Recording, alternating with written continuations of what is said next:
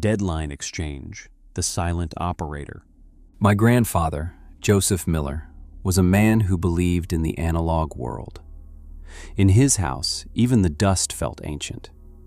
He didn't acknowledge anything that couldn't be fixed with a screwdriver and a stern word. When I gave him a smartphone for his 80th birthday, he looked at that shiny black rectangle as if I'd brought a plague into his home. "There's no truth in this glass, John," he said in a voice as deep as a cellar. The voice in it sounds like a person who died 1,000 years ago. But he kept it. Not out of respect for technology, but because of a voice. The device held a recording of my grandmother Eleanor's answering machine. She had passed away 2 years prior, and this digital ghost was the only thing keeping Joseph tethered to this world. Every evening, at exactly 7 o'clock, as the sun dipped behind the pines, my grandfather would sit in his old Stratford recliner. He would dial her number, a number I kept paying for, like a tax on grief. He listened to her voice. He would close his eyes and breathe in time with her recorded breath. It was his bridge, his own private radio station to the great beyond. When I eventually found him dead, the room was freezing, even though the fireplace was still glowing. He sat in that chair, the smartphone resting on his chest. The screen was shattered into a fine spider web of cracks, and beneath the glass, I saw something impossible, a dark stain that looked like dried blood.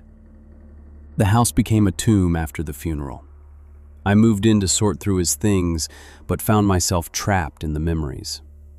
One evening, as the rain hammered relentlessly against the windows, I finally repaired the phone. I replaced the screen, but that strange red stain under the sensor wouldn't go away. It pulsed when I touched it.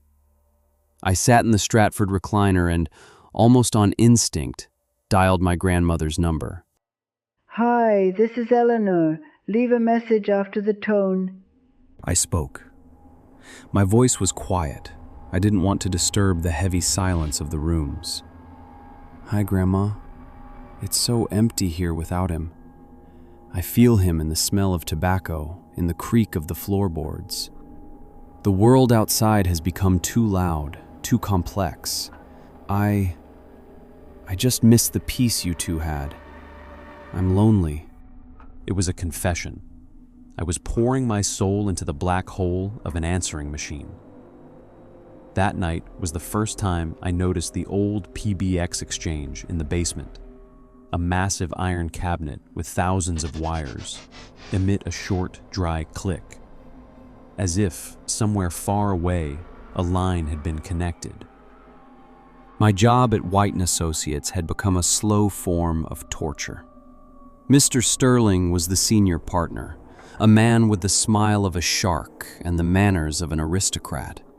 He never raised his voice. His weapons were silence and contempt. He stole my reports. He signed his name over my ideas while I sat in the office until midnight. Sterling was a parasite. One evening, I returned home utterly drained. I picked up the phone. "You know, Grandma, Sterling did it again today. He just crossed my name off the project." He looked at me through his glasses and just smiled. "It's not right. People like him are obstacles. It would be fair if he just went silent.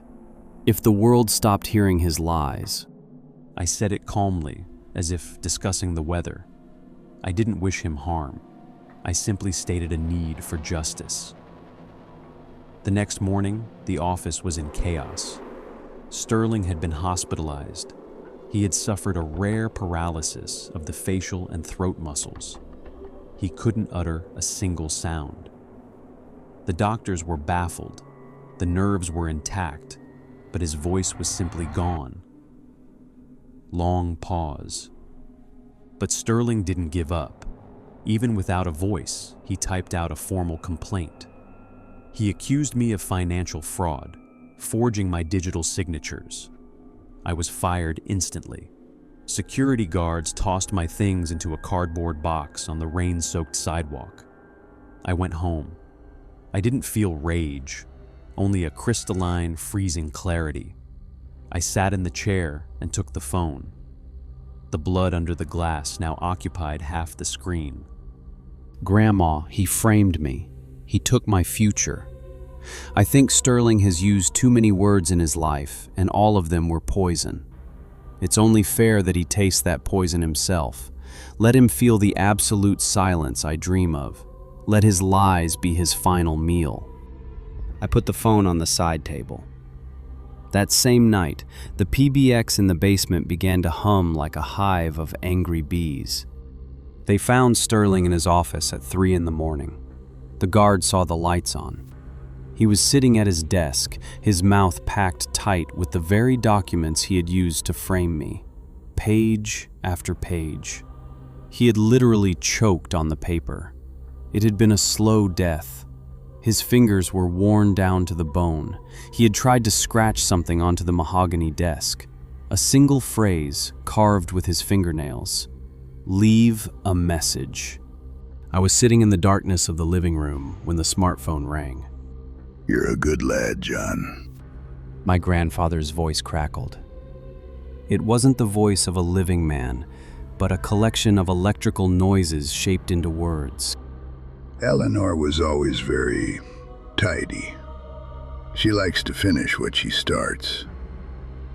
Grandpa, what is this place? I whispered. It's a hub, son.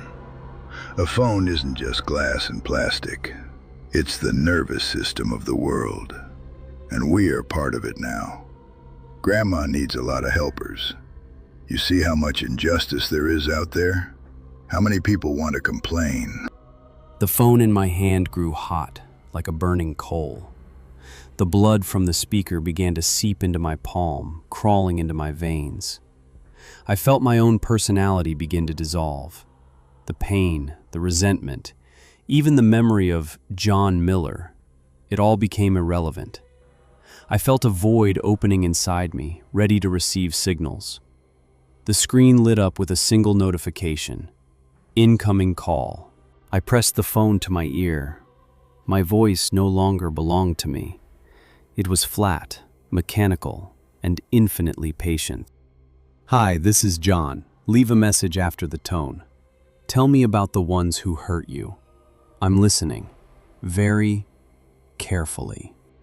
I closed my eyes. I could hear thousands of voices across the country. A woman in Ohio sobbing about a tyrant husband. An old man in Florida cursing the son who stole his home. And with every quiet word I recorded into my infinite memory, the shadows in the corners of the room detached themselves from the walls and set out on their journey. I have become part of the deadline exchange, and I will be listening to you forever.